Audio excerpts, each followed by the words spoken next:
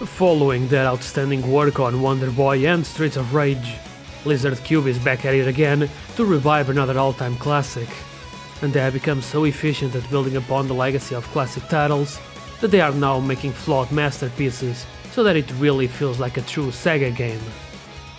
I feel that it is important to preface everything that I'm about to say with the assurance that I still consider Shinobi Art of Vengeance to be an excellent game. The only reason I am so critical of its flaws is because of how long I've been waiting for a new game in the series. I can't stop myself from creating expectations that might be nothing less than unreasonable, but if you like what you're seeing, it's definitely worth to play through its 10-hour campaign, no matter if you are a long-time fan or just someone who likes action platformers.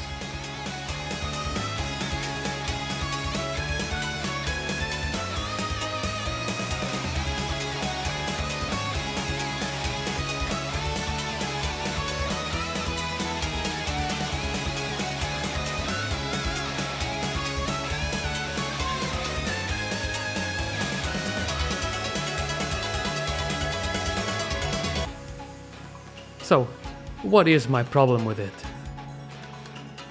This is where I would open with a quick synopsis on the story, and while that is something that definitely exists here, there is not much to get into. Please understand, this is a series that has been around for almost 40 years, and most of the existing entries were either for the arcade space, or on platforms where any sort of plot was relegated to a single page in the instructions manual. Those told the efforts of one Joe Musashi, a skilled ninja from the Oboro clan, who often fought against the ninja crime syndicate Zed. I'm not sure what kind of ninja crimes they were involved with, but Joe did such a good job at kicking their ass that they had to rebrand into Neo Zed, which all things considered is a pretty cool name. There are a few games that focus on the other members of the Oboro clan, such as Jiro Musashi, who was Joe's father and the protagonist for the last entry in the series, all the way back in 2011 with Shinobi for the Nintendo 3DS. All of this just to say that it took close to 14 years for a new Shinobi game, so I might be underselling it when I say that my expectations were quite high. With a not so surprising opinion on my part, my problem with the story of Shinobi Art of Vengeance is that it even exists at all. The world was in complete chaos, but Joe didn't care, until someone came to destroy the Oboro clan, so he is forced to go around the world kicking the ass of everyone even slightly responsible. That's the gist of it, just like all the other games in the series, but this time there is dialogue. Too much dialogue even. I have to be honest, I quickly lost interest on the plot, despite forcing myself through all of it for footage acquiring reasons. First of all, there is no Zed or Neo Zed here. Instead, we got the ENE Corporation, led by one Lord Ruse. I don't know about you, but neither of those sound cool, so already we are off to a bad start. On a more positive note, despite the dead horse of a joke for these types of serious protagonists, being how they never had any experience with women, Lizard Cube had the tanuki-sized balls to pretty much confirm that Joe Musashi not only kills hard, but he also fucks hard. As the first thing you see when starting the game is how his then girlfriend, now wife, is carrying their child. Although, this only exists to make Joe angrier when the village gets attacked and his family is put into danger. They really try to make you feel for him, but it ends up being an empty endeavor when all the other characters only exist to give the antagonistic force some relevance. Sensei, thank you so much. You saved me. On the flip side, it becomes hilarious how they went ahead with the choice of making Joe only reacting to all situations with grunts. Personally, I love this take on the character. How it was never because of the limitations of the previous games. He really just doesn't like to speak, unless it is to tell someone to die. This bit happens so frequently that it almost turns into a self-referential note from the developers about the importance of the story. We got all these characters constantly talking without ever saying anything of value, so even Joe is tired of being constantly interrupted from his mission.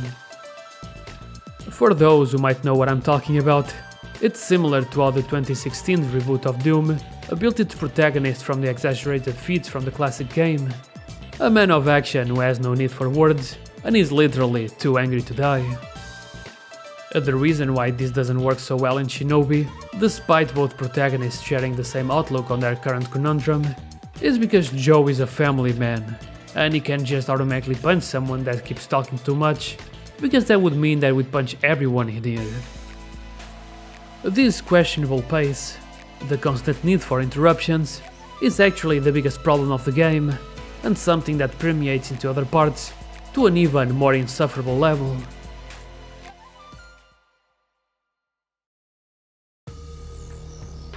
At first glance, it's possible that one might draw the wrong conclusion upon catching sight of one of the maps, which is suspiciously similar to something out of a Metroidvania. This is a sensible reaction, as the Mega Genesis Drive games were pretty damn linear, especially in comparison to what is happening here. There are still some stages where they stick to that formula, and they are as linear as they can be in the current year, but most of them will instead throw into a place where the flow is pretty intuitive until you see a locked door. Nothing too complicated at first, just a quick side trip to a nearby room or something. But then you progress further and now there's a door that needs 2 things to be activated. Still, nothing too serious. But how about 3 locks? It gets to a point where in one of the later stages, after having to deal with this multiple times, the game blocks the critical path behind 6 locks in a row. But this turns out to be a fake out, which would be really funny if to clear the path you didn't have to activate 3 completely different switches. There are some better designed stages like Neo City, where you start in the main hub and must go through individual routes to rescue some kids, which is a nice callback to the original Shinobi.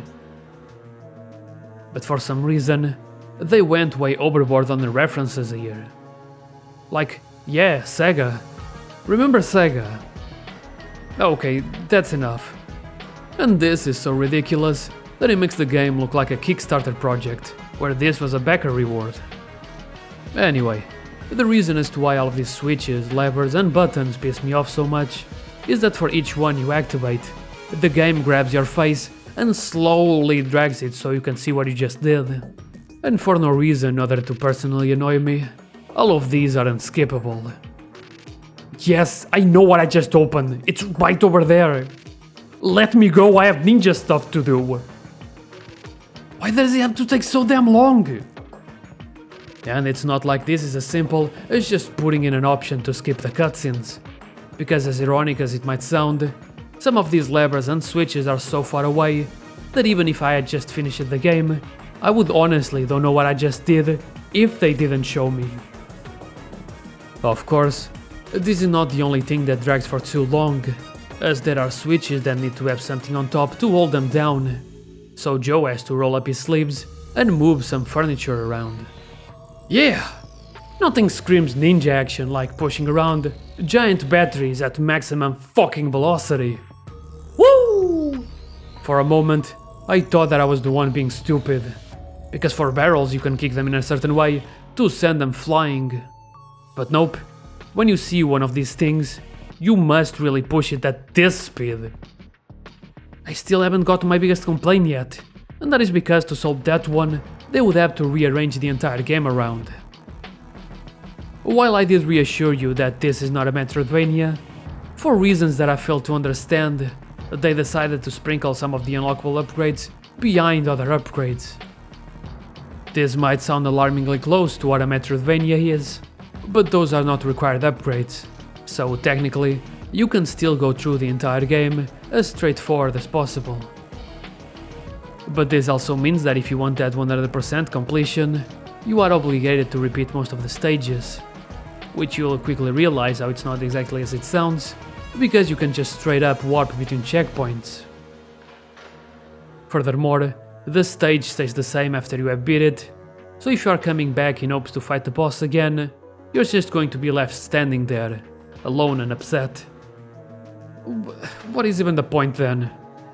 I know that all of these assets took time and effort to build, but forcing me to this half-baked level arrangement just leaves me severely disappointed. It's not even a good Metroidvania either. The map is impressively useless as a way to keep track of what things you should come back to when you have the required upgrades. Some specific parts have special map icons, while others don't show up at all. The worst part is how instead of each individual room only being drawn when visited, it's solid proximity based. So something that ended up happening to me was not being able to find the last collectible of a stage, only to discover much later there was a part of the map I hadn't explored, but the room got drawn in anyway because I passed slightly above it. There are certainly some other flaws that also bother me, but those are smaller details that can easily be patched later down the line. But just in case, I should probably mention the worst one so they actually fix it. To unlock new items for the shop, you need to find these relics, which are the main collectibles in the game that are stored in chests mostly hidden throughout each stage. The problem here is how every time you grab one, they hold you down and show you the description like it was the first time you got one. In total, there are 55 of those to grab, so you can understand how annoying this gets over time. Now, I know that half of the game is supposed to be a platformer, but this over-reliance on covering entire sections from floor to ceiling and spikes is not good level design, and that is mostly the fault of how the game deals with that kind of damage. It doesn't instantly kill you, but it does slap you right back to the beginning of the section and tells you to do it all over again, but better. Even if there were solid platforms where you stop midway, you still get sent to the start. But not even this is consistent, as there are a few random gauntlets where they throw you a bone and actually spawn you halfway, but you'll never know which ones are like this unless you fail. I know that the classic games are even worse than this, with their love for bottomless pits that would just straight up kill you, forcing you to start the old game from the beginning if you kept committing the same mistake until you ran out of lives. But the entire concept of touching something hazardous and being dragged back to the beginning is incredibly annoying and more than archaic by modern standards. And while I'm at it, why the fuck does the fighter jet instantly kill me? Couldn't all these things just deal damage while pushing you back? Were the developers really afraid that people would just damage boost through every challenge? By now, you should understand what my problem is with the pace of the game, and they could have mitigated most of these problems with a simple solution. If you ever played Streets of Rage 4, you might be aware that besides the story mode, there's an unlockable arcade mode, something that is also available in Shinobi. Unfortunately, both have it locked until you complete the story mode first, but even after beating the game to hopefully have a way to play it in the future without interruptions, the cutscenes still play out the same. What is even the point? Just replaying stages with the current upgrades. Also, they switch everything that was inside chests with these medals that give out extra points. But these never stop you in the tracks like the relics do in the story mode. So what the fuck is this inconsistent bullshit? I really believe that they could have done a more standard upgrade system and forego this awkward Metroidvania arrangement. Unfortunately, most of these problems are subjective. In theory, they are not inherently bad ideas. I was just really expecting that they would stick with something closer to the original games, and not something that was structured in a way to artificially extend the game. I don't want to keep bringing up Streets of Rage 4, but they done a banger of a job with that one, and they should have realized that the longer game is not inherently a better one. On a final complaining note, I was severely disappointed that you go through all of these secret challenges, collecting pieces for a new sword, and all it does is slightly change the attack effects while dealing a bit more damage. Somewhere along the way I tricked myself into thinking I was building the Mortal Blade from Sekiro, and I was going to unlock some cool new skill, so in the end, this one was entirely my fault. I decided to leave the praise for last, because despite all of the previous complaining, I still love the game for what it accomplishes. Without a doubt, Lizard Cube's craftsmanship shines the brightest through its visual design and core gameplay, and they have, yet again, surpassed themselves with this one. for budget and sanity reasons. Modern developers usually stick to 3D models, even for their 2D perspective games. But Art of Vengeance took the risk and became another great example for the books that hand-drawn sprites will always look better, as they're able to stand the test of time far into the future with their heavy stylized art style. There's an extensive assortment of stages, all packed to the brim with small details, but that doesn't stop them from allowing some inspired moments where the camera pulls back to better set the scale of the world against the size of the player. This attention to detail does not stop at the art style, as the high quality animations applied to all the moving parts is what really makes the game pop out of its beautiful canvas of balance. The use of brush strokes in Japanese ink to enhance the weight and flow of the attacks is an indispensable part of what makes the combat and movement so satisfying to look at. And this is something that can be equally felt on the gameplay, especially the combat alphabet. If you recall the classics, they were mostly games where you dispatched enemies with ranged attacks, as the short reach of the sword was only used as a final resort. But as the series continued on forward, the focus of the actions shifted into close quarters combat, and all the ranged weapons fell into sub-weapon status. Despite the change, there was never any sort of depth or complexity when it came to the combat in all of the Shinobi games. It makes perfect sense that they started working on this right after Streets of Rage 4, as Art of Vengeance continues with the concept of giving the player more than enough moves to allow a creative approach on how to tackle all the different enemy arrangements. Pulling off a satisfying encounter might require some practice, but when you get used to Joe's moveset and controls, it's very easy to be deadly and cool at the same time. You just know that they are proud of what they built here, because there's a dedicated training room, just in case you want to train your combos at your own pace. Hoping to take in a little bit of everything across the entire series. After you break down an enemy's defense, you can perform a Shinobi execution, and if you have several enemies in this state, Joe will chain together all the enemies into an explosive finish.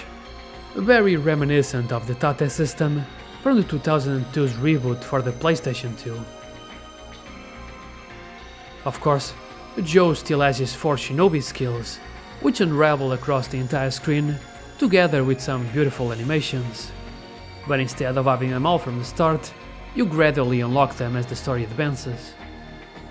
With such a good combat, it is not surprising that the bosses at the end of each stage are also a high point of the game, functioning as an appropriate test of skill as you steadily get accustomed to the combat.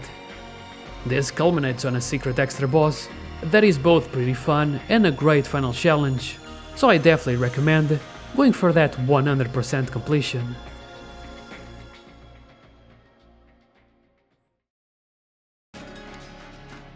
This is totally an ending spoiler, but by this point who cares? I find it absolutely hilarious that after the expected scene of Joe and his wife living once again in peace, they show that they dressed up their kid as a goddamn ninja. There is still the DLC coming out early next year, and while I know I should never expect much, the Streets of Rage 4 DLC surprised me by how much fun it turned out to be. So who knows? Maybe by that point they slam dunked some patches that further tightened up the game. I also happen to play Ninja Gaiden Ragebound in tandem with Shinobi, and they are both great games that I can easily recommend. I just have a stronger personal connection to the Shinobi series, therefore the video. But as we approach the release of Ninja Gaiden 4 by the hands of Platinum Games of all things, I am also curious to see if two dead things can bring something back to life. Thank you for watching, and I'll see you on the next one.